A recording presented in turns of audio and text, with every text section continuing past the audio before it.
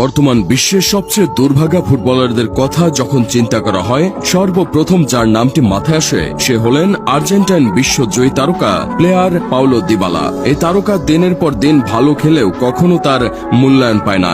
এবার নভেম্বরের বিশ্বকাপ বাছাইয়ের 2 ম্যাচেও জায়গা হয়নি এই পোস্টার বয়ের। তাকে যদি জিজ্ঞাসা করা হয় জাতীয় দলে কেন সে জায়গা পাননি, তার উত্তর হলো লিওনেল মেসি।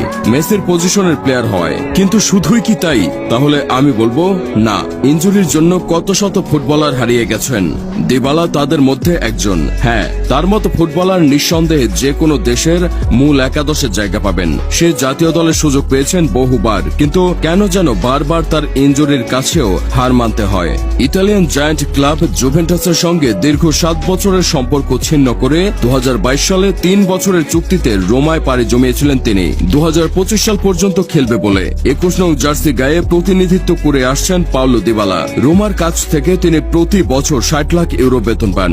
দিবালা সর্বপ্রথম 2015 সালে 21 বছর বয়সে আর্জেন্টিনার হয়ে তার সিনিয়র আন্তর্জাতিক অভিষেক করেছিলেন এবং তারপর থেকে 2018 বিশ্বকাপ, 2019 কোপা আমেরিকা এবং 2022 কাতার বিশ্বকাপে উপস্থিত হওয়া সহ 30টিরও বেশি কাপ অর্জন করেছেন তিনি।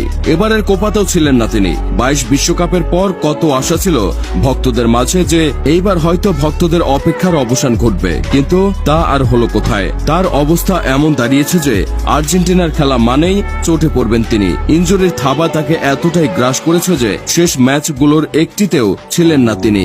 অথচ তার সামনে সবচেয়ে বড় সুযোগটা এসেছিল এবারই। ডি মারিয়া অবসর চলে গেছেন, কিন্তু এবারও কপাল পুড়ল তার। ক্লাবের হয়ে পারফর্ম করেছেন, কিন্তু জাতীয় দলে ভ্রাত্য।